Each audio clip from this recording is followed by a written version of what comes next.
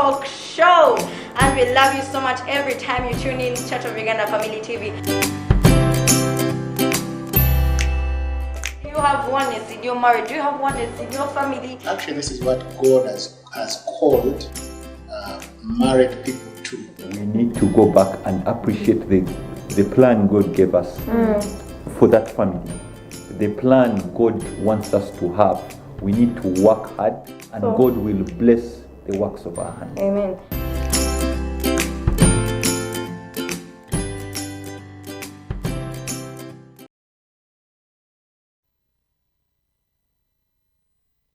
All viewers out there, it's a blessed evening. I celebrate you guys who are celebrating their birthdays and who have celebrated. Yes, and those ones who are still going home, you're still in traffic jams. I pray that you reach very safely, and those ones who have graduated, their families are so happy. We wish you well as your job hunting. We wish you well. And those ones who have just joined us, this is Family Talk Show, and it happens every Friday from 6 p.m. to 7 p.m. every single Friday. And thank you for watching us. I have friends that are watching us from Dubai. Sam, I love you so much. Thank you for watching us, and thank you for supporting Family Talk Show. And those ones that have not mentioned names, Mercy, I send you greetings. And those ones who are watching us, just send me your DM and I'll just send out my shout outs. Today, I'm very delighted and very glad that I have exciting guests, and I'm sure that you're going to love them so much. I have Mr. Cherne. I have a beautiful guest here, my friend, my sister, my twin sister. They say that he's my twin sister. You're going to be seeing her. She's called Madame Nabudi Jessica. You're going to be excited. You're going to be talking about teenage immorality, what is happening. Yeah, Galatians chapter 5:19-21 says that now the works of the flesh are evident. Of course, you're seeing the flesh. Very evident: sexual immorality, impurity, idolatry, sorcery, enmity, strife, jealousy. They are very evident, and they are very evident in our teenagers. So we are going to be discussing that and lots more. So join me, and we welcome our exciting guest for today on Family Talk Show. Let's begin with the lady. Please introduce yourself and tell us your names. Why are you my twin? Good evening, viewers. I'm glad to be here. I'm glad to be part of this program. I hope God has kept you well. Yes, she's my twin. Everyone says she's alike. Only that if I remove the glasses, you really see the difference. Glad to be here, ladies and gentlemen. The man himself. Yes, please good introduce evening, yourself. all the viewers out there. Thank you so much for keeping yourself tuned to Family Talk Show, where we share the very issues that affect everyone. It all begins from home. Yeah. Once we set the home, the family pace, the world will live to enjoy. So we thank you for that. Yeah, so I began with a verse that in Galatians 5:19-21 that now the works of the flesh are very evident. They are very evident in our teenagers. Sexual immorality. You saw the video of the bus, all those things that have been happening. Even in South Africa, there are 21 teenagers that died after they were graduating, and then they went to a bar, they started boozing, and then in that 21 of them had to die because of poison. I don't know if it's poison. They had to die. So like there is teenage immorality everywhere. So please discuss what does it mean before even we go any further. Oh yes, we are living in the world. Many define it as an ending world. But when you look at the youth we have today, the nature of the parents we have, and generally the society at large, you see a problem.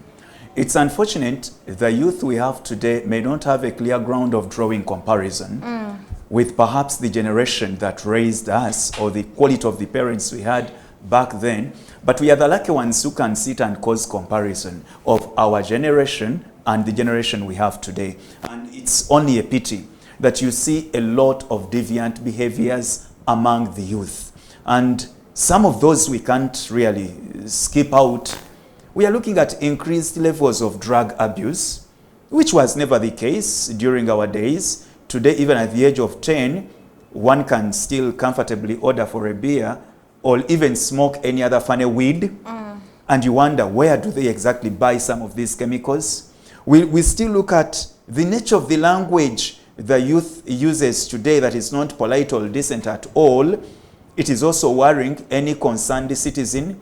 We look at the nature of the dressing code. If you only moved around the town, you'll see the young girls. When you look at, I think we even needed to define who is a teenager. Because from the age of 12, I would push to the age of 30. That creates the ground we are calling teenagers. The youth, basically. Because I'll not blame the one of 5, 6 years who is still under strict parental guidance. Now, when you look at the nature of the dressing, both to the males and the females, you really see that the situation is appalling. When you look at the respect we accord elders, back then, if we can only recall, we had special respect to the elders, that even up to now, if you met someone who is just an age difference or even 5, you have reasons to listen as they are talking, which is not the case today. You talk to a child who is equally ready to reason you out, right from even, by the way, at P1, P2, you find they are not ready to listen to the elders. Then we have so many issues of sexual immorality that worries. Brenda, it would take us almost up to university without understanding some of these things, because our African culture takes sex education to be so private, and it should only be given at the right age. But it's not surprising that even at the age of P3, the boy knows how to kiss. By the time they get to senior 2, they have practically done everything. So that is the picture I can paint as of now. I know Madam Jessica, being even in active guidance and counseling of the youth, she has perhaps a broader picture. But I want to tell you, the world is rotten, and I think it's high time every other concerned citizen woke up to join this cause. Otherwise, the people we are seeing today with all their deviant behaviors, that is exactly what we have tomorrow. We still go down and pray for the children of tomorrow. Wow, you talked about the nature of the language and dressing code. Madam Jessica, please, like, who is to blame? What is causing all these negative, deviant behaviors that we are seeing? The dress code, the nature of language, all those things that are happening. Is it the fault of the parents? Is it the fault of the teachers? Is it the fault of the society? But first of all, what is causing all these deviant behaviors? Thank you very much, Brenda. I would begin with a statement. I pick from a title of a novel, Cry, the Beloved Country. Why have I begun with that statement, Cry, the Beloved Country? Our country is crying. If the youth, the ones we call the future leaders, the future parents, the future country, are behaving the way they are behaving, then we need to cry.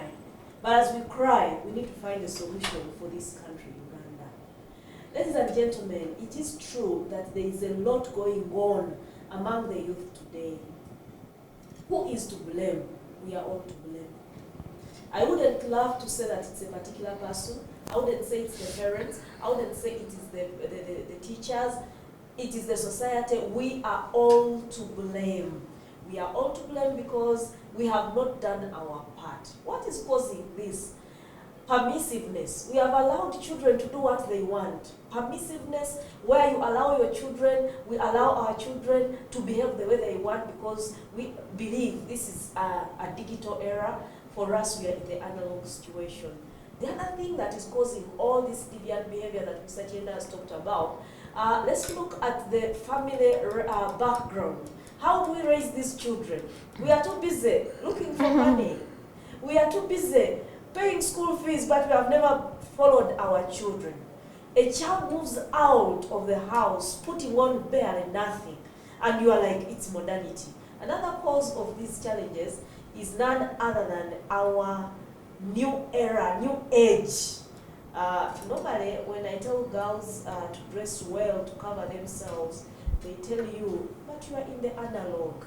And you look at children and you're like, oh my God, where is Uganda going? So the era of technology, the other thing is we have copied a lot of things that do not belong to us as Africans.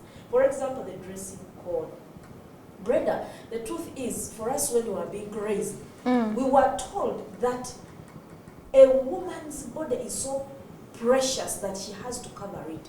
Even gold, you can't find gold on the surface, but Today, people do not care about the gold being deep down there. They want to show what they have.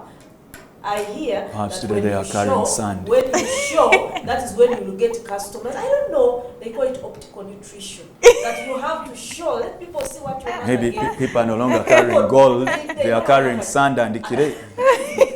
So I believe permissiveness. I am so much dwelling on permissiveness, which is a clear indication that we don't care. We don't mind. We just look on everybody. A mother will say, no, my daughter has to be smart. We think being smart is putting on something skimpy. We think being smart is putting on something, those tops that show the belly. And, oh my God, permissiveness. Then the other thing that is causing this is you realize that many youth imagine that if you want to do something, no one should talk about you. Decisions that are made by young people without the guidance of the parents. And I still go back to permissiveness. Decision making. When we were growing up, our parents used to make decisions for us, most of the decisions. But today, children are their own parents. We only collide with them. We share blood, but the rest, we are too busy. Maybe I would also say that I would blame the schools. Today, many schools would prefer the issue of giving children knowledge, passing exams, finishing the syllabi, doing everything to make sure that this person gets a good academic paper. When it comes to these other things, we are wasting time.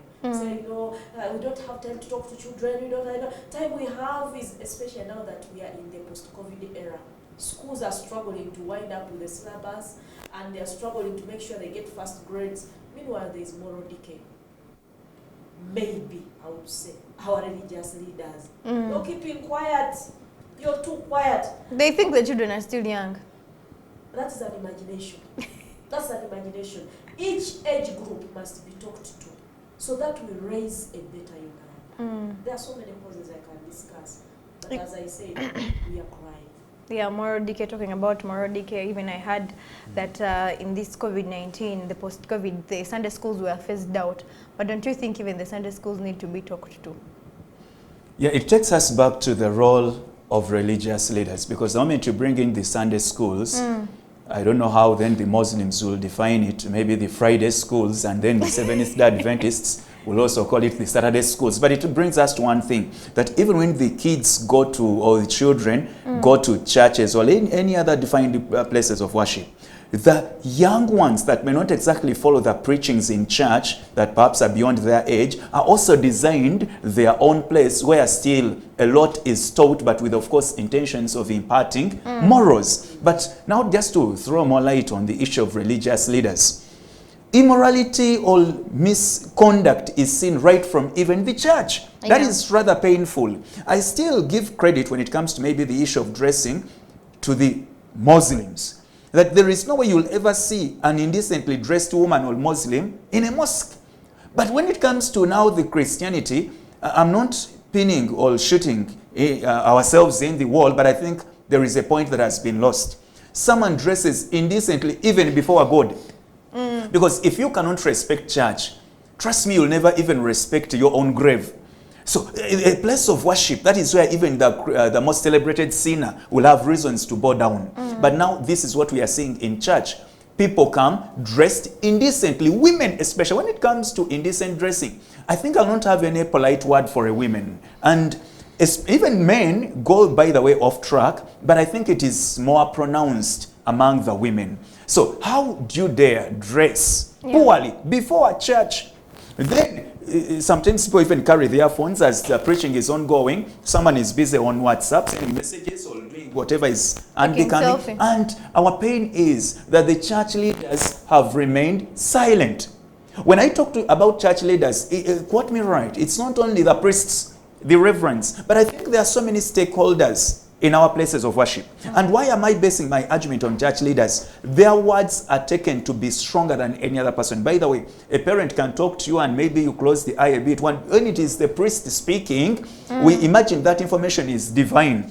So we tend to give them more respect to their command. Now, how I wish we could find defined rules that whoever is dressed like this is not allowed in church.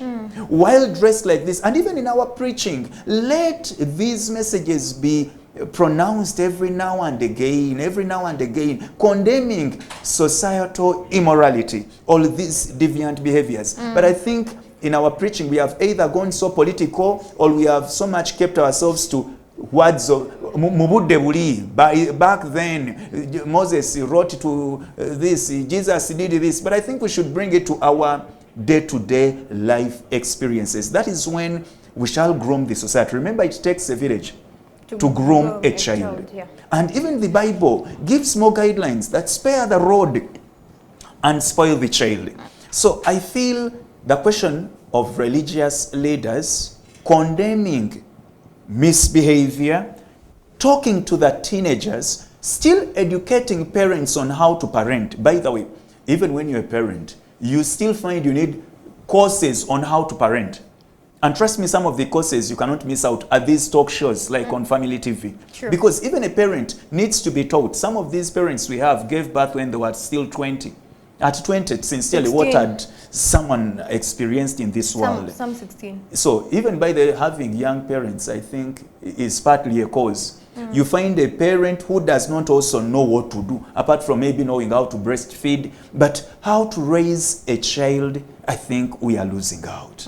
Oh yes, that is what I can add on the aspect of religious leaders. Yeah, and then the aspect of being too busy. Madam Nagudi talked about the aspect of being too busy. The parents have left the children to be groomed by internet, by social media. So where do you think that these characters of deviation are picked up from the youth? Oh yes, the issue of parents being too busy is contributing, we have to say 70%, to the rotten society. Shouldn't they go to work? No. Doing work does not necessarily defend a parent from sparing, even if it is 5 daily talk with your child. Every time you have children at home, be just slightly advance in the way you're looking at them, and begin looking at your children in basically 2 angles. If it is a boy child, you're looking at a father and someone is parent, rather husband. So groom your boy with this mindset, or with intentions of raising the most admirable husband or the most admirable father. If it is a girl child, are you sure that is the mother you would want to see tomorrow? Or are you sure that is someone's wife you would really need to meet tomorrow? Parents have so much abandoned the responsibility. Remember, it all begins from home. We normally say charity begins at home. But we lose out one cardinal point in there, that even all evils will still originate from home. If it is stealing, it is poor dressing, it all begins from home. Sometimes we quickly push it to the schools, but we forget one thing. When you talk of a school, these are just buildings that bring children from different walks of life. So parents, we still draw a wake-up call. Spare time to talk to your children. Every other stage, as Madam Jessica emphasized, even if the child is 5 years, there is a message to carry on. As they are playing around, misbehaving, you still begin upbringing or grooming them right. If your child has gotten to the age of 12, be very observant. Most of these deviant behaviors begin as they are crossing to the adolescent stage. Yeah. The hormones, I think, overpower them and they imagine they are untouchable. But trust me, even when the child gets to the age of 30, the parent will remain a parent until you either bury the child or the child buries the parent. That's why in our traditional upbringing, you remain a child before the parent. Irrespective of whether you're now 70, as long as you still have your mother, you'll remain a child. Meaning the cycle of grooming is a continuous one. But what do we have today that is causing us the crying generation, as Madame defined it? Parents leave home in the morning at 6, come back in the evenings, trust me, from January to December. So children we have today have not been parented. These are seeds that were thrown in the wilderness. The lucky blessed seeds are perhaps trying to germinate. The other seeds perhaps died out because of conditions. Now, that is how we can define the children we have today. They have not been groomed. That's why it is very possible for a child to stand before the elder, does not even find the sense of either kneeling down or bowing a bit, and they exchange words. And painfully, at times, you find even parents don't see any problem. Madam was emphasizing the indecent dressing. Look at what we call mothers, the way they dress, and you find them walking with their children. Coming to school, moreover, you find if you must cane, you should exactly begin with the mother. So I think when we get back to the family, it's the root cause. Madam left out one strong point, maybe. Broken families have been a very strong key in causing deviant behaviors. It's unfortunate as we get into this rotten world, families are increasing separating. Divorce. Children are either now raised by the man, who may not exactly play a balanced role. But trust me, even if children were left with the mother, they still need the female voice in the home. That's why if you flashed back how you were raised, even when you would commit an offense, your mother would quickly cause an appeal to the father. Let your dad come back. I'm going to report you to your dad. And trust me, the dad at home was the highest court of appeal. You would fight as much as possible to resolve every other case with the mother, because moving to the father, I think there was little debate. It would either mean chibok or being deprived or denied a number of basics. So today, kids are either with the mother, others with their grandparents, and it may not surprise you that we are where we are. Yeah. Oh, yeah. So, Madam Nagudi, Mr. Chayune addressed broken families, but there are a lot of social factors like such as parental conflicts, attitudes, undisciplined and antisocial parents, poor parent or emotional support, unstable families, family income. All these things are social factors that are contributing to teenage deficiency. So, what do you think that a child who has grown up in a broken family, because they did not call for it? So how do you think they can grow in a world where there are different teenagers? Of course, they have also grown up in, like, they have been taught, maybe they've been taught by the community, by the society, like society has taught them, and then they come to school and mingle with the children maybe who have been taught. So that is where peer pressure comes in. So how do you think that this child who has grown up in a broken family can grow up to be person of influence, making right choices like we talked about? They tend to make poor choices, stuff like that. Okay, I agree with you that most of these children do not choose where to be born. They do not choose who to raise them. Sometimes society dictates. But there is, much as we seemingly assume that all hope is gone, I want to say this, dear viewers, that no, not all hope is gone. I believe that in this country, we still have a few good men and women who can handle these children. Someone said, he said that it takes a society to raise a child. I think even when at home things are not okay, I believe other parents out there, neighbors, I believe other relatives can be of influence to this child. In addition to that, when these children come to school, what is the responsibility of a school, or what are the responsibilities of a school? Besides teaching them, making them pass their exams, we also need to teach them some morals. All the teachers, I believe, you know, James chapter 3, verse 1 says that, dear brethren, brothers and sisters, not many of you should become teachers. Because teachers at the end of the day will be judged by with greater strictness. Who is going to judge the teachers? It is God. He's going to judge us. When you are given a child, you become a parent from the word go. And we know, personally, I know that a teacher is all-knowing. So our teachers out there, please, when the children come, when you notice something, help them. Besides concluding the syllabus, besides pumping too much work, besides, because this child is coming from a background that may have nobody to talk to. Are we getting there? Yeah. At the end of the day, we have to play our roles. Teachers are parents at school. Mind you, 8 months children are in school. So please, teachers, as you're teaching, spare some time, as he said. Brenda, I want to say this, that sometimes as we blame society, we have also adopted the Western culture. We have forgotten the culture as Africans. We want to be modern. I would call it brainwashing. I would call it imperialism of the mind, I would call it colonization of the mind, I would call it neocolonialism. I want to mention those words who studied history, you know what I'm talking about. So what I'm trying to say is that our mind has been eroded. We imagine that what we call culture in Africa is backwardness. And it is because of that, children are reading a lot of stuff, and they believe that whatever we do here is not important. It is backward. A child will categorically tell you, Mommy, you want me to dress up on a long dress? But wait a minute, that was in your era. And you're like, okay. I want to put on a jegging. They call them jeggings. They Ask call them those leggings, the petticoats these I days. don't know how they call them. Damage. So damage, it is fashion. So we have been swallowed Bikers. up. The culture. Even bikers. By the way, he has talked about bikers. I see ladies, as I was coming up here, I met a lady. She's putting on a blouse and a bike. Long ago, those were innerwears. I don't know which kind of fashion. We no longer differentiate the underwear. Yeah, and They might be going to the beach, maybe. No, but even when you're going to the beach, that attire is when you have entered the beach, not when you're still on your way to the beach. We are not condemning dressing as per se, but we are calling upon all stakeholders, parents, religious leaders, teachers, all of us as society. Madam Let's Nagudi, come. even the art teachers, we are calling upon them. Let's go in a short break. Okay.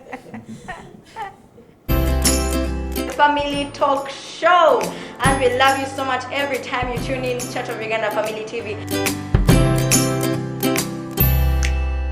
You have oneness in your marriage, you have oneness in your family. Actually, this is what God has called married people to. We need to go back and appreciate the plan God gave us for that family. The plan God wants us to have. We need to work hard, and God will bless the works of our hands. Amen.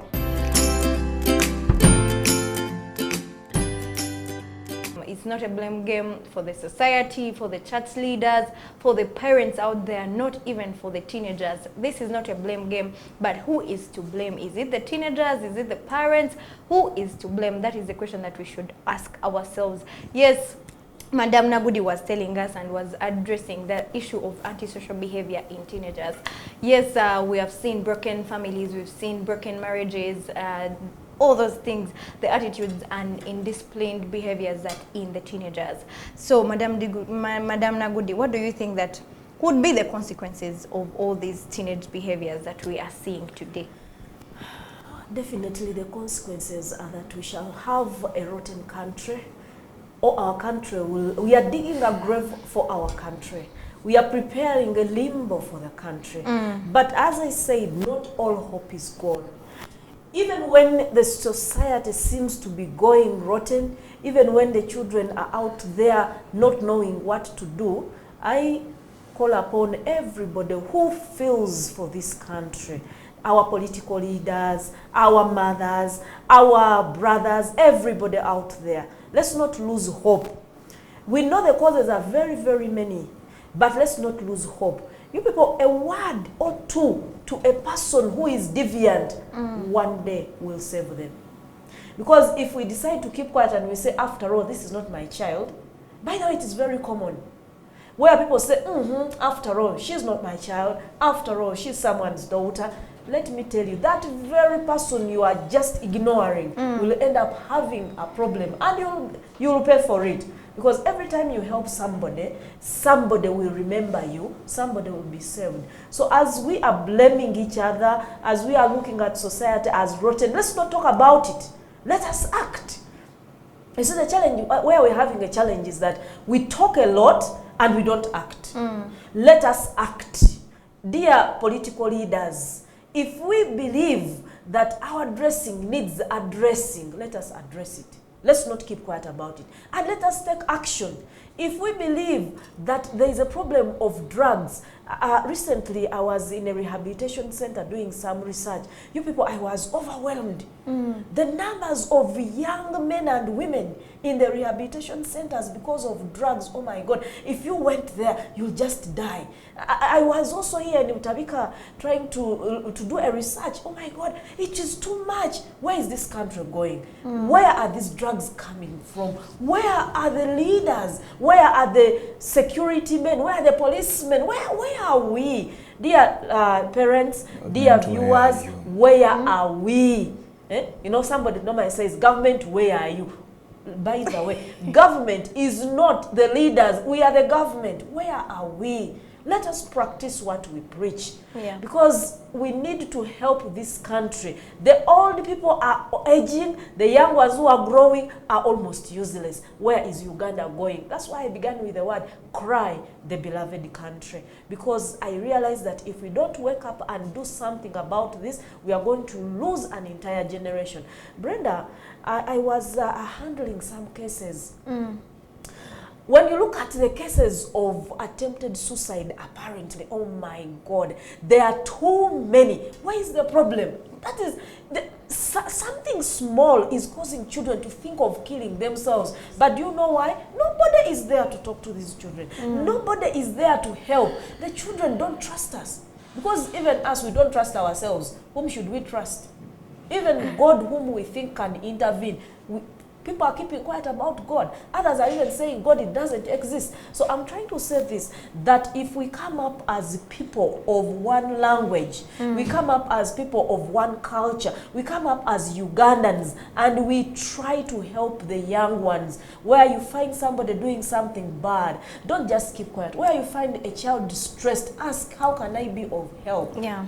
I think this will help. I felt so sad for the young lady who took her life in Wanyange girls. It hurt a lot. It hurt a lot. Maybe somebody would have talked to her, but maybe we are not available. We are not There available. is a big communication gap. Yes, a big communication gap, as he says, because it seems like people are not there Children to help are one on another. their own. Children are on their own. Children are They their are own growing parents. accidentally. They are just surviving. They are Is it because of the broken families? broken families? The I don't care attitude of society. Yeah, talk about the I don't care attitude. I was moving along slum of that side of Chikuba, that side, and then I was hearing parents making tantrums. Like the neighbor was saying that I had your child talk about talk blasphemy, like the language, yeah, the nature of the language that he used wasn't right, so that's why I hit him. That's why I hit him. And the parents like, "Nzo mwana wange tumukubanga." Now, I like the statement. Omwana wange tumukubanga. Do you know that the attitude we have towards grooming our children is the one causing problems in this country? When someone advises your child for doing evil or for misbehavior, we assume that we are hurting them. We have given too much freedom to our children. Yes, freedom is good, but we have given too much. We have lost the game. Gone are the days when you would be punished by a neighbor and your parents thanks a them. village. Or a village. These days, we are over-pampering the children. Let me tell you, I was talking about suicide. I've handled about a number of people who have that mind that if I must survive, then I must kill myself because I'm too stressed. Let me leave this world. But when you ask them, the challenges that these children are facing are that we overlove them. When we love them, we don't practice tough love. I don't want to say we should not love our children. I love my children with passion, but where need be, I must punish them. Because if you don't punish them, they will never know that this is something wrong. The second thing, Brenda, that is causing deviant behavior. Sometimes when we overlove these children, and then a challenge comes in, maybe financially, things start going low. The children cannot comprehend because we have not taught them to survive, even in hard situations. Why? You provide everything. A child asks for 100,000. Says, "Oh, my daughter, that is a little. Let me give you 200,000." Every week you're sending about 200,000 to a child. Now, this child, the day you will not have money, that is the day the child will think of committing suicide. Secondly, we have also taught the children to be with a lot of money. In that if you don't have the money, I'll go and look for Uncle Sam. I'll go and look for so and so. Junior should give me some money. Then at the end of the day, you'll find children becoming pregnant because they don't know. They want money, money, money, and money. Money is good, but has ended up being a source of evil. So one of the things we should also have as parents, as leaders, we should find a way of continuously advising these people. As I wind up this part, I also want to request that our children out there, when people are talking to you, listen, the attitude of the young ones, oh my God. Is it the schools that they're going to? It may not really be schools, but these children are too exposed. Social media. You people in this in the media, oh my God, what you're not doing to us. You know, there is an exaggeration. I don't want to talk about the recent, scenario that was there. But sometimes these things are over-exaggerated. Our children are exposed. Every child has a phone. Internet, social media, Facebook, social Twitter. media. You know them. There are so many. Instagram. I don't know what I have to say. TikTok. TikTok. You even find all the people on TikTok messing up with the message. Which kind of message are these children reading? What are they viewing? At the end of the day, these are the social problems we are having, and as society, as leaders, as parents, we need to think of ways of helping this country. That is my call, dear viewers. Wow, thank you, Madam Nagudi. Mr. Chair, you talk about the illicit drugs. Today, in the Daily Monitor, there is a story that that children come to school with illicit drugs in cookies, in chocolates, and they buy them at only 10,000. And remember, when maybe the matron is checking, I remember when the matron would check for these normal things. When you see you have bread, of course they will not check. And of course those illicit drugs, you can put them in bread, you can put them in cookies, you can put them in chocolate, in sweets, and of course the matron is not going to test to see if you've come up with the marijuana, all those things. So talk about the illicit drugs. Is it because even the parent is not going to check if you've gone with these drugs at school. The teachers are not going to check. It's only the teenager who will know that you have these who will know that, okay, I've acquired them and I know that I'm safe and no one is going to check me. It's unfortunate you're beginning it from the point of drugs, but we forget one thing, that children sneak so many illegal things in school. Yeah. And we have a very big question in there. Who has not played the right card? I bounce it, and it is very unfortunate. No one can ever clean my mind. I imagine every evil, the beginning point is home. How does a child carry items to school without the knowledge of the parent? How does the child park whatever they park? Before I even look at in which form they have brought these drugs, I would imagine a responsible parent. When I say it's time for going back to school, yes, I could be having the young ones who may not exactly do their parking on their own, but their mother will do so. If the mother has not done that, let's say the mother is not available, it's me taking the children to school. I'll definitely scan through whatever they are carrying for school. Now, there are these other mature children, secondary, for example, A-level, to be more specific. Now, they will do the shopping. They normally write their shopping list. Their dad is given, it reads 200,000, 300,000. Others, by the way, to a tune of $1 million. And the parent gives out the money. The child does the parking. It becomes a responsibility of the parent to say, before we park this suitcase to go to school, can I scan through whatever is in that suitcase? That's why it beats my understanding when we find children are coming with phones. On calling the parent is aware of the phone, because while at school, the child was even communicating with the parent. The parent comes to school, says, my child called me that she's sick. On calling the child, there are no even single signs of malaria or even a single mosquito bite. But the parent is already aware. How? The child, while at school, they are freely communicating with the so-called parent. Now, how do you allow your child buy whatever they buy, and you don't even give it a keen eye? Yes, it is true that the parent did his part, checked everything. But along the way, because we are dealing with children who are increasingly becoming brighter than us, but even when they struggle, parents will always remain brighter. But let's say, along the way, the child brings in what the parent may also imagine was biscuit, only to find it is something else. Should the parent test that? No, this is where I'm heading. There is a scenario we had in one of the schools. The child carried a big, reasonable box of biscuits. And trust me, even on opening it, the topmost layer, these were purely biscuits. Reham, I think. But deep inside the box, it was waraj, fully packed vodka. Now, it took, even the askaris on checking, they automatically saw biscuits. Even they took trouble because we had warned them, open, go into opening.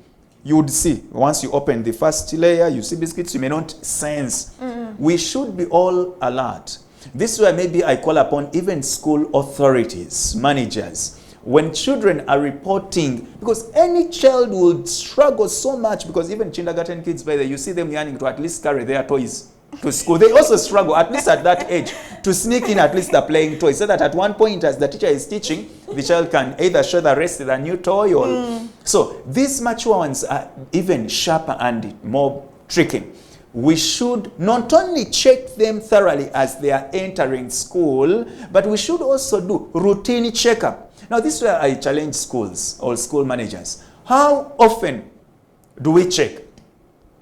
Or from the time they enter school until the day they close the term, you have never even made an abrupt checkup. During our days when I was still in active administration, we would do abrupt checkup. We round up all the senior tools. Let's go to the dormitory.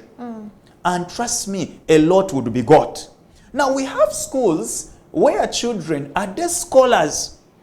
I have entered many schools and have observed a lot of mistakes.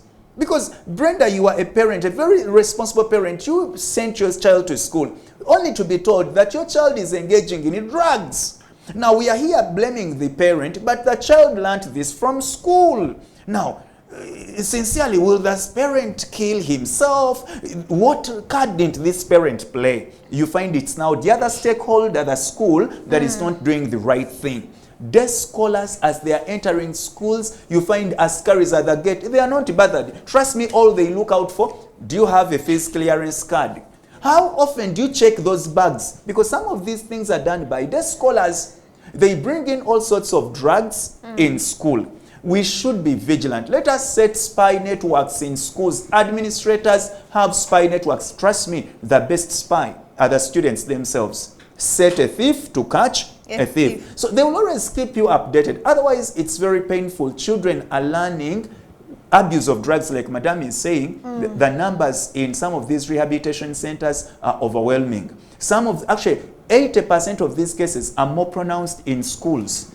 Because at home, maybe the conditions are too strict that the child will never get the opportunity to go into the drugs. But then when the opportunity is got at school, they become wild. I think we should play our roles. School administrators, teachers, let's not leave it to the parents. It affects us all. Yeah. Oh, yes. Thank you so much, Mr. Chayune. Madam Nagudi, as you're wrapping up and you're finishing, what should be done or undone to rectify the situation at hand? We need to learn, to relearn and unlearn. We must learn from the past. We must be ready to learn, to relearn. We unlearn, we relearn, and we learn. We must do that. Because the society in which we are living is increasingly becoming tricky. I like that because I've heard about it. Who are the people behind this? There is a syndicate in this country. There is a syndicate, a group of people who are by the way, just to cut you short, drug abuse and drug dealing is becoming a very lucrative business around Kampala here. There are those who are specifically dealing in drugs, and trust me, the potential customers are our children in school. So as I conclude, Mr. Chayune has said it, when you look around, who are the people? Let me tell you, who are the people behind these activities? These kids find these things already made. Who are the people? And they package them nicely. Yes, dear Ugandans, you are out there, you're destroying this country in the name of making money. You people, let us open our eyes. Dear parents, open your eyes. The generation is rotten. The generation is getting rotten, and we need to work together as a team. Me, I'm calling upon everybody to be part of raising up children today. And also, I'm also calling upon those people whose hearts are not okay. Please stop destroying this country. As I conclude, our children out there, if you know you're using anything that is not right, the person you're destroying is yourself. We do not have a second life. You only have once. You live once. And trust me, you will leave this country, you will leave this world. Please desist from using those drugs. Thank you so much. Thank you so much, Mr. Chayune. In only 2 minutes, what can the parents, like, what can they, those alternatives that they can use maybe for their children to spend time? Oh yes, let me just outline them, something very small in here. Let us strengthen parental roles. We are doing our best as parents. Let us strengthen. Let us be very keen, knowing we are dealing with a .com generation. Let school teachers and all the stakeholders, school managers, let us avoid over-glorifying and taking children as business, but let us do the right thing, because schools have a key role to play in raising an upright generation. And parents support teachers. When they call you at school that there is a deviant behavior, don't come ready to fight. Let us know. We only know 30% of the children we produce or we stay with. They are most understood by teachers. So let us work together. We are all stakeholders in raising a better generation. Parents out there, you need teachers if you are to enjoy your child. Then regulating the use of social media. If there is anything, even the drugs we are talking about, trust me, the network is on social media. Parents, I will always, every time I get the chance, I'll remind parents, as long as you bought your child a smartphone, you opened a deeper grave. That I'll emphasize. If your child is not yet 18, but among the other requirements in life, you bought them smartphones, be ready for all the negative outcome. Religious leaders, we have called upon you, please strengthen your roles. Let us do guidance and counseling in form of these talk shows.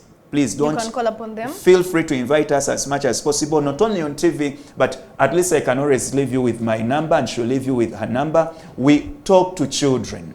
We visit families, we visit schools. Feel free. If you need our services and in guidance and counseling, Chayune Andrew remains my name. 0776 681566. 0776 681566. She will give you her number. She does that especially amongst the teenagers. Thank you very much. Nagudi Jessica is my name. My number is 0782 Family Talk Show, and we love you so much every time you tune in Church of Uganda Family TV. You have oneness in your marriage, you have oneness in your family. Actually, this is what God has called married people to. We need to go back and appreciate the plan God gave us for that family. The plan God wants us to have. We need to work hard, and God will bless the works of our hands. Amen.